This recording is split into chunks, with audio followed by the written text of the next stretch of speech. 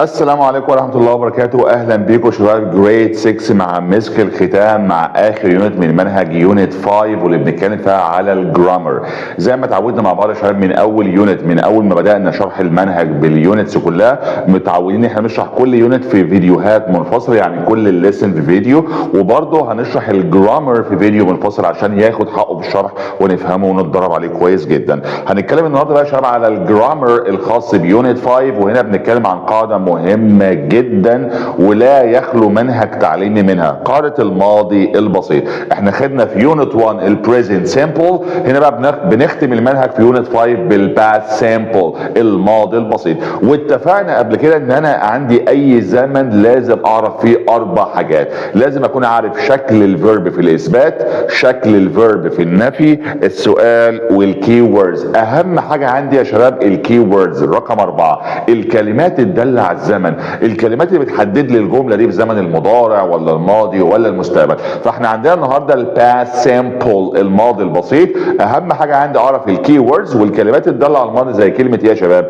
عندي كلمه yesterday، last، سواء بقى last year، last month، last week وهكذا، ago، in the past، in وتاريخ قديم، اي حاجه لها علاقه بمصر القديمه او اي حاجه خلصت وحصلت من زمان. يبقى لو شفت في الجمله يا شباب اي واحده من دول يبقى انا عندي جمله في زمن الباست الماضي، فبناء عليه بقدر احدد شكل الفيرب في الاثبات. وفي الحاله دي بيكون عندي الفيرب بقى نوعين. لما يكون الجمله مثبته شباب عندي الفيرب نوعين، يا فيرب منتظم regular يا فيرب غير منتظم irregular. الفيرب المنتظم بضيف له دي يا اي دي يا اي اي دي. طب الفيرب الغير منتظم بجيب له شكل تاني، ولازم اكون حافظ تصريفات الافعال، مهمه جدا. لازم اكون عارف الافعال الغير منتظمه الirregular، الفيرب في المصدر او في المضارع والماضي بتاعه ايه. خلاص، ده لو الجمله مثبته يبقى انا عندي الفيرب نوعين، يا منتظم يا غير منتظم.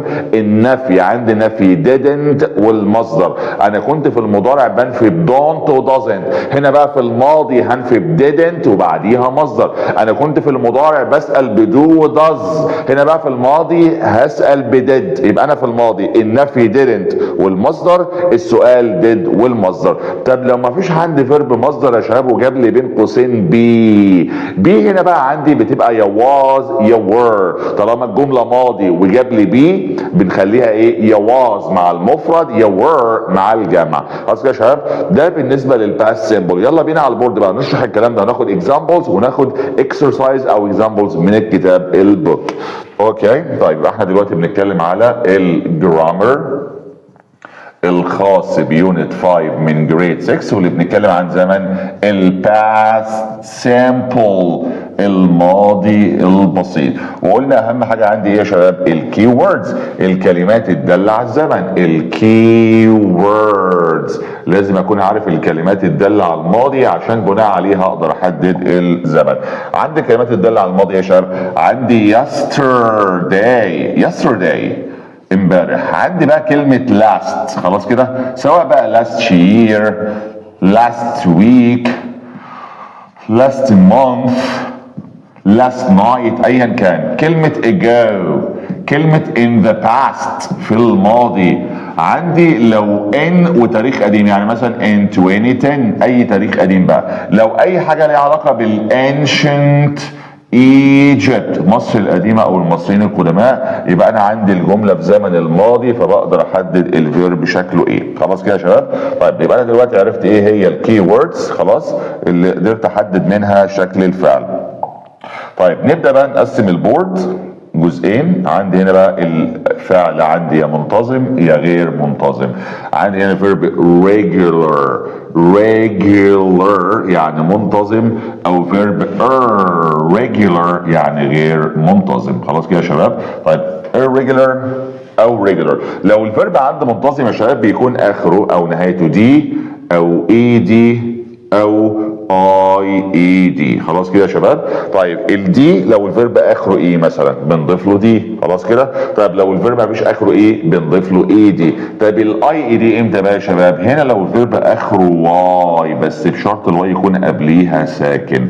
لان الواي متحرك. يعني مثلا عندي هنا ايه play، خلاص كده يا شباب، هنا الواي قبلها متحرك، هنا هنضيف لها ايه؟ هنضيف لها اي دي بس لان الواي قبلها متحرك. طب لو قلت study، هنا بقى عندي بقى يا شباب الواي قبلها ساكن فهنحولها لايه؟ لاي ونضيف الاي دي، هتبقى اي اي دي. يبقى اخد بالي كويس جدا يا شباب من الواي، اهم حاجه يكون قبلها حرف ساكن عشان احولها لايه؟ لاي اي دي. خلاص كده، ده بالنسبه للاكزامبلز بتاعتي. فانا عندي هنا الافعال، عندي مثلا زي visit، الماضي منها دي افعال منتظمه هنضيف لها اي دي visited. قلنا زي try قبليه حرف ساكن هيبقى tried. خلاص كده يا شباب. طيب الافعال غير منتظمه دي لازم احفظها بقى، زي go الماضي منها ايه؟ went. زي sleep الماضي منها يا شباب slept. زي drink الماضي منها ايه؟ drank. زي buy الماضي منها ايه؟ bought. لازم اكون حافظ تصريفات الافعال يا شباب للافعال الغير منتظمه، لان المنتظم بضيف له يا دي يا اي دي يا اي دي، لكن الغير منتظم لازم احفظه. طيب النفي عندي بقى يا شباب، احنا اتفقنا ان النفي بجيب didn't وبعديه verb مصدر. طب السؤال بيبقى did وبعديه برضو فيرب مصدر، يبقى انا عندي didn't والمصدر او did والمصدر. خلاص ده بالنسبه. طب لو جاب لي بقى فيرب تو بي بين قوسين ومفيش مصدر هتبقى ايه؟ يا was يا were. ده بالنسبه لشرح زمن الماضي يا شباب والاكزامبلز بتاعتي والامثله اللي احنا شرحناها. يلا بينا بقى على البورد ناخد اكزامبلز من الكتاب. يلا بينا بقى يا شباب ناخد اكزامبلز تدريبات ونتمرن على القاعده دي ونحل كتير جدا من الكتاب. معانا بقى مجموعه من الامثله من الكتاب، واهم حاجه عندي الجمل اللي مكتوب جنبها اس بي. الجمل دي بتبقى من الستودنت بوك، كتاب المدرسه. عندي مجموعه من الامثله هنتدرب عليها. اول حاجه بيقول لي هنا he cleaned his new shoes last morning. طب انا عندي هنا جاب لي في الجمله كلمه last، فانا عرفت ان الجمله في الماضي، فانا عندي بقى الفيرب يا نوعين، يا منتظم يا غير منتظم.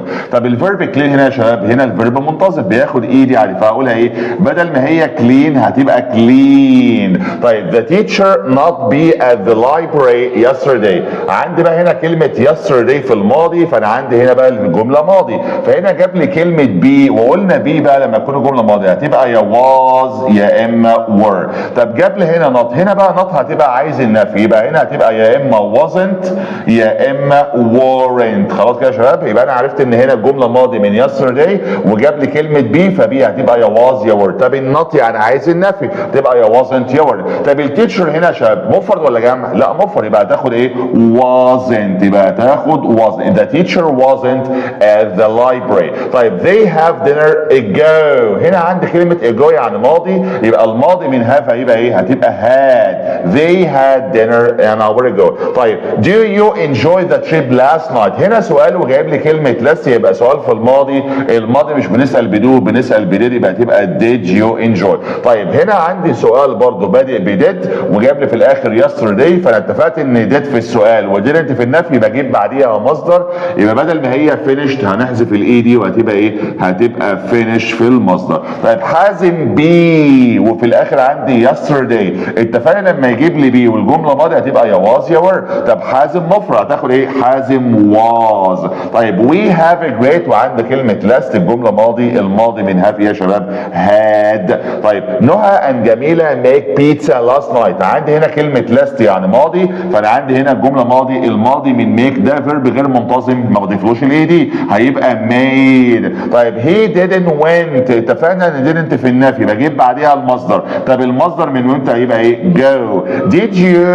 did your mom had a new dress، عندي هنا did في السؤال بجيب بعديها مصدر، المصدر من had برجعه لاصله have. طب وهنا بيقول لي where did you، اتفقنا ان did في السؤال بجيب بعديها المصدر، بدل ما هي found هتبقى يا شباب هتبقى find. طب هنا بدأ ببي وعندي هنا yesterday، يبقى هنا السؤال عندي يا was يا were. طب انا عندي هنا children جمع، هيبقى هتاخد was ولا were؟ يبقى هنبدأ السؤال bwere. طيب I help my mom clean وعندي هنا last، يبقى الجملة ماضي، يبقى اضيف لها ايه يا شباب؟ اضيف لها الاي دي. وناخد بالنا بقى هنا يا شباب ان الامثله دي مهمه جدا لازم نتدرب عليها. عندي اخر جمله هنا بيقول لي there aren't وفي الاخر in the past، يبقى الجمله ماضي، يبقى بدل ما هي aren't هتبقى ايه؟ هتبقى weren't في الجمع عشان عندي كلمه train. اتمنى يا رب تكون القاعده واضحه وسهله ومفهومه. نذاكر بقى يا شباب ونراجع كل المنهج وكل يونتس وكل الجرامر من اول يونت 1 لحد 5، نذاكر كده ونركز وان شاء الله يكون المنهج سهل وبسيط. اتمنى يا رب اكون قدرت افدتكم وقدرت اقدم لكم معلومه بسيطه وسهله وواضحه سواء ليسنز او جرامر.